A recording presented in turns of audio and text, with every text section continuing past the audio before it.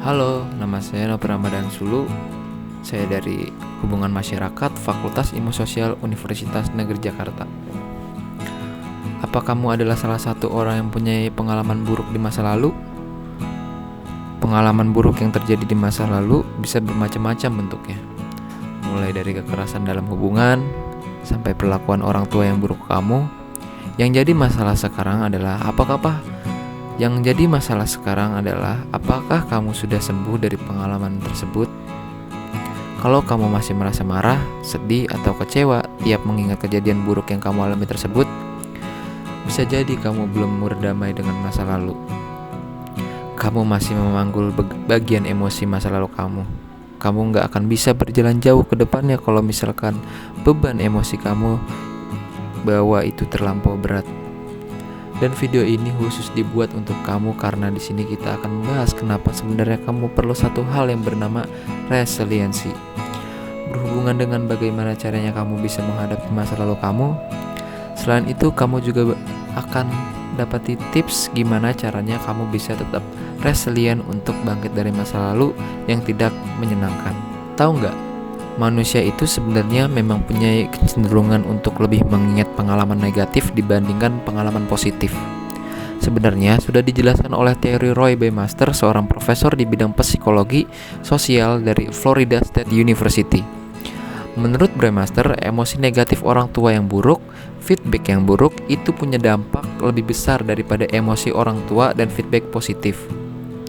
Begitu juga dengan kesan yang buruk, itu akan lebih mudah terbentuk dan lebih susah untuk dapat dipatahkan kalau dibandingkan dengan yang positif. Sementara itu, resiliensi, hal yang tadi kita bahas dan kita ungkit sebenarnya didefinisikan sebagai kemampuan seseorang untuk pulih dari peristiwa kehidupan yang menyedihkan dan penuh tantangan dengan cara meningkatkan pengetahuan untuk beradaptasi dan mengatasi situasi serupa yang merugikan di masa mendatang.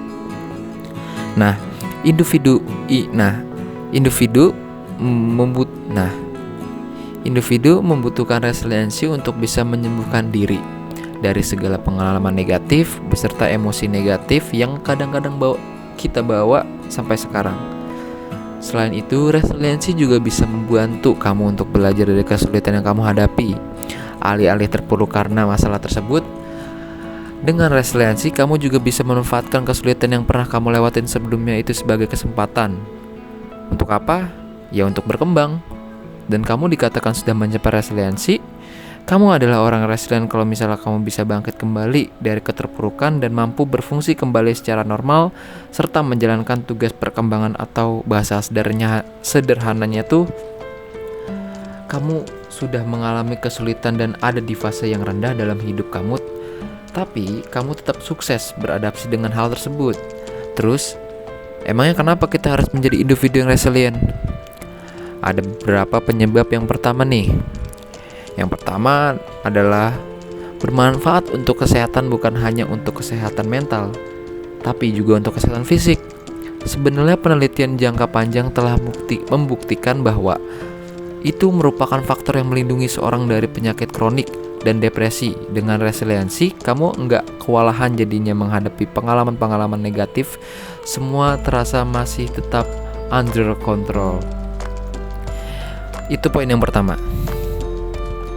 Yang kedua, menjadi resilient itu bisa mengurangi kecenderungan terlibat berperilaku resiko, seperti misalnya minum alkohol berlebihan, merokok, penggunaan narkoba, dan perilaku berisiko lainnya. Sebenarnya kalau misalnya kamu punya resiliensi, kondisi kesehatan mental kamu akan oke. Kalau misalnya kesehatan mental kamu oke, kamu untuk terlibat perilaku berisiko itu lebih rendah. Udah pernah disebutin juga di sebuah jurnal ilmiah, misalnya orang resilient itu punya status kesehatan mental yang baik, punya keterampilan regulasi diri yang baik. Bahasa gampangnya tuh dia lebih mudah mengontrol diri, dan biasanya dukungan orang tua juga lebih baik, harga diri juga lebih baik, dan kemungkinan kecil untuk terlibat perilaku beresiko seperti penyalahgunaan obat itu juga lebih kecil. Dan gue saranin, jangan pernah menghindar dari masa lalu, karena masa lalu itu akan datang lagi ke kamu. masalah itu akan menghantui kamu. Jadi kalau benar-benar mau lepas, dengan cara apa? Ya dengan cara hadapi. Terima kasih. Wassalamualaikum warahmatullahi wabarakatuh.